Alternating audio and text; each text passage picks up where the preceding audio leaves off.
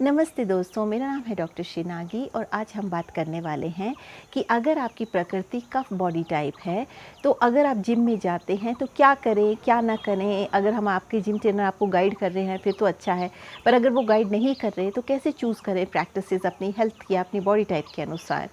तो सबसे पहले तो हम कफ बॉडी टाइप को समझते हैं कि कफ बॉडी टाइप होता क्या है। कफ बॉडी टाइप आयुर्वेद का एक कॉन्स्टिट्यूशन है। जैसे आयुर्वेद में त्रिदोषवाद है, आप जैसे वात पित्त कफ है, तो एक बॉडी का एक कॉन्स्टिट्यूशन है।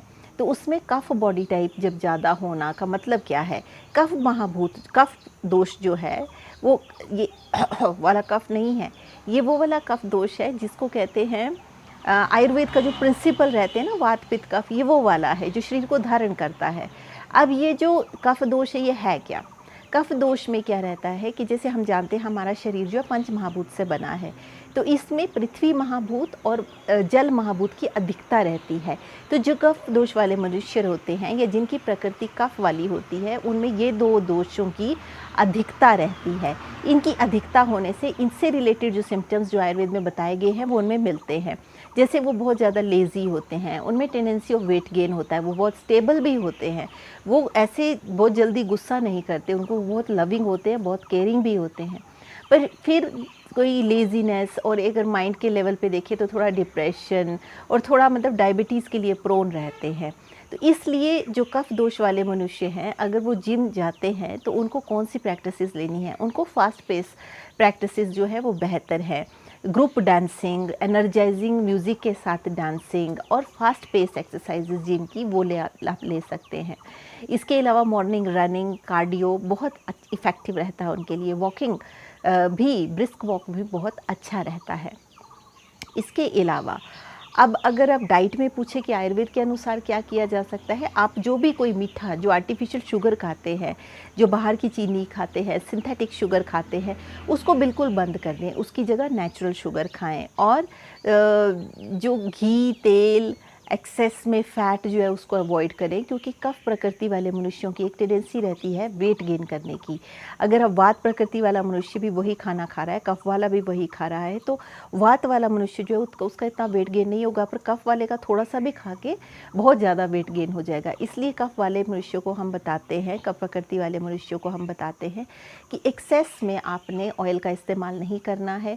हो सके तो ज़्यादा बॉयल्ड और स्पाइसी फूड खाएँ, थोड़ा स्पाइस डालें उसमें और बॉयल रखें उस फूड को। और 50% ऑफ द फूड जो है वो रॉ कर दें। रॉ में क्या करेंगे, फ्रूट्स कर देंगे, स्प्राउट्स कर देंगे और सैलड्स कर देंगे। और रोटी या चावल जो है उसको कम खाएं, हाफ़ कर दें उसको। इस तरह से अगर आप करते हैं तो आपको वेट शेड करने में बहुत हेल्प होगी, क्योंकि कफ प्रकृति वाले मनुष्यों की एक टेंडेंसी होती है कि वो वेट गेन बहुत जल्दी करते हैं।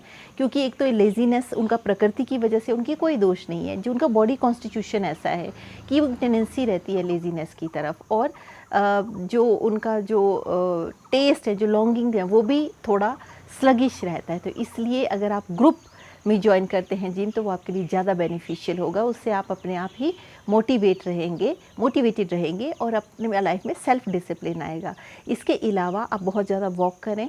वॉक भी आपके लिए वेट लॉस करने में हेल्प करेगी और आपकी बॉडी में से सुस्ती बाहर भगाएगी और आपको बहुत एनर्जेटिक रखेगी।